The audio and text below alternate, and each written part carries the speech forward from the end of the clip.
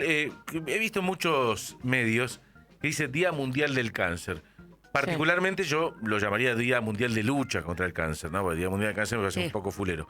Y estamos en línea con alguien que realmente fue una de las primeras, si yo no recuerdo mal, asociaciones que empezaron a, a tratar esta lucha.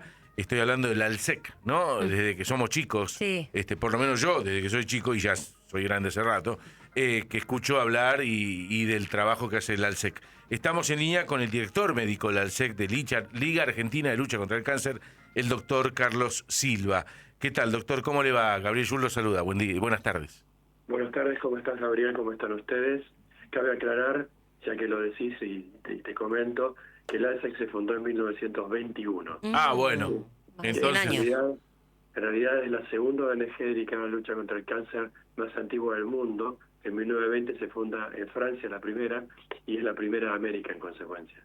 bueno, entonces no estaba errado con que es una que vienen luchando hace mucho contra esto y que realmente siempre nos preguntamos lo mismo, ¿no? Y está bueno que haya un día de concientización para que podamos hablar de un tema que no entiendo por qué casi no se quiere hablar, ¿no? Incluso cuando hay alguna persona que tiene esta enfermedad, se dice, tiene una enfermedad terminal, no se dice la palabra cáncer.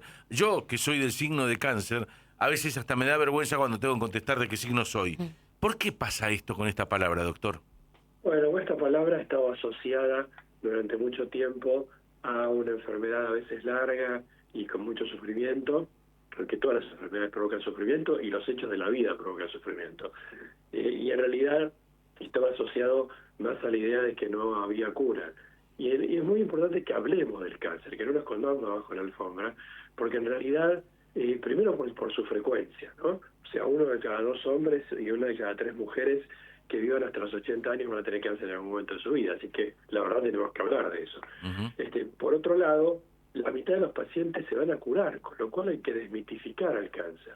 Y hay muchos pacientes de la otra mitad, un tercio, van a vivir largo tiempo, más de 5 años, o sea que van a convivir con el cáncer. O sea que hablemos de cáncer, porque si no vamos a estar pensando que cáncer es igual a muerte, y la verdad que no necesariamente. Sin embargo, está instalada esa idea, es una de esas enfermedades que se siguen llamando terminales. ¿Y dejó de ser terminal entonces por lo que usted describe, doctor? Sí, definitivamente. Además, la vida es terminal, o sea, nos vamos a morir todos, claro, nos vamos a morir todos, o sea, eso es un poco ridículo llamar una enfermedad terminal, pues la vida es terminal. La realidad es que es cierto, es un viejo mito, ustedes están haciendo un trabajo fabuloso al difundir esto que estamos diciendo, porque estamos promoviendo hablar de cáncer, porque si no, además, el paciente de cáncer, y esto es un poco lo que mueve, a ver, la consigna de la Unión Internacional contra el Cáncer para estos 2 años es acompañando lo único. Lo único es una persona humana que tiene una enfermedad, pero que además no tiene solo lo físico, sino lo que le afecta psíquicamente, socialmente y espiritualmente. Entonces, la verdad que es muy importante acompañarla y de hecho, y tenemos que escuchar al paciente con cáncer, por eso nuestra campaña se llama Escuchar para Cambiar, por un cáncer con menos sufrimiento.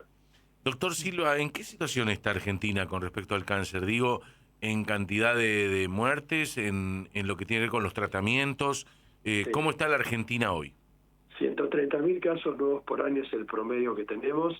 Eso significa un diagnóstico de cáncer cada 4 minutos, para hacerse una idea de la dimensión de la enfermedad. En Argentina tenemos todos los recursos para tratarlos. Otro tema es el acceso, pero la verdad es que los recursos están todos. Los últimos medicamentos. Por otra parte, la ley contempla que la cobertura de los medicamentos para el cáncer sea del 100%. Eso no pasa en muchos países del mundo. De hecho, en Estados Unidos no sucede. Con lo cual, tenemos al alcance la tecnología, el expertise y los medicamentos como para tratar el cáncer adecuadamente. Lo que usted dijo recién, el tratamiento está cubierto 100%. ¿Eso sigue ocurriendo? Porque hubo el año pasado bastantes denuncias acerca de la falta de medicamentos oncológicos para los que no tienen cobertura médica. ¿Cómo está esa situación ahora, ustedes que siguen de cerca este tema? Eso es una coyuntura. La realidad es que la ley dice que debe ser provisto ese plan médico obligatorio. Claro, pero si no se cumple la ley, la gente se muere. No, eso estamos totalmente de acuerdo. Ha habido algunas dificultades en el pasado, no hemos tenido nuevas denuncias en los últimos tiempos, pero es algo en lo cual estamos permanentemente atentos para ayudar y acompañar a la gente a que tenga acceso a lo que merece y le corresponde tener. Doctor Silva, ustedes como estudiosos del tema desde la ALSEC, ¿tienen alguna estadística en la Argentina de ciertos sectores en los cuales puede haber un cáncer de cierta cosa y en otros de otra? Digo por lo que se dice de el glifosato, por ejemplo, y entonces en las zonas rurales hay cánceres que tienen que ver con esto, o los trabajadores del subte que hablan del asbesto. Digo, ¿está de alguna manera pormenorizado cuáles pueden ser ciertas causas en algunos sectores?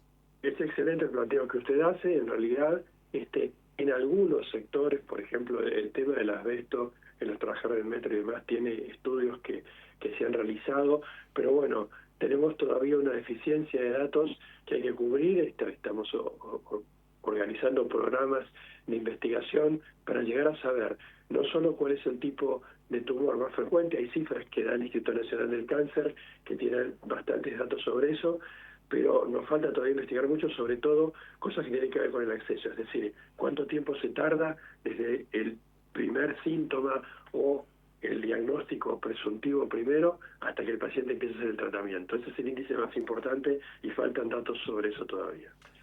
Siempre se habla de la detección precoz, ¿no? Como fundamental para que la enfermedad no se desarrolle. Dentro de esto, ¿qué tenemos que tener en cuenta? Las mujeres, por ejemplo, siempre dicen, ¿no? Tocarse las mamas, ir a hacerse también en lo que Tita Merelo ya decía el Papa Nicolau, pero en general, siendo hombres o mujeres, ¿cuál es la forma de detectar precozmente cualquier tipo de cáncer?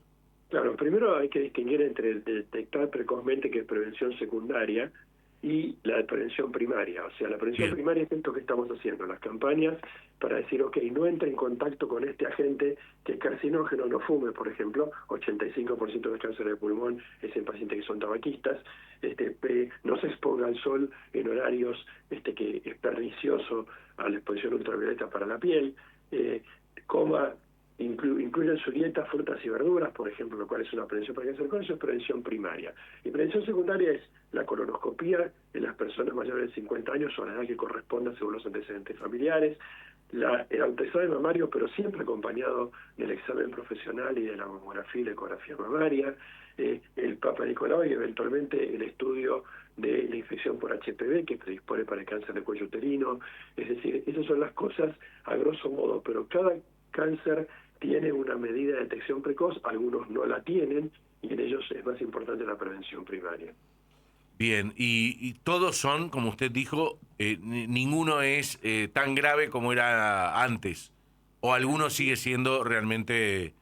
Algunos son más difíciles de tratar porque la detección precoz es difícil, claro. El cáncer de páncreas sigue siendo un tumor difícil de tratar, el cáncer de pulmón era un tumor muy difícil de tratar, pero para hacerse una idea, hasta hace solo 20 años o 15 años atrás, el 4% de los pacientes que tenían diseminado el cáncer de pulmón, es decir, con enfermedad metastásica, estaban vivos a los 5 años. Hoy vamos a llegar al 40%, o sea, hemos avanzado un montón.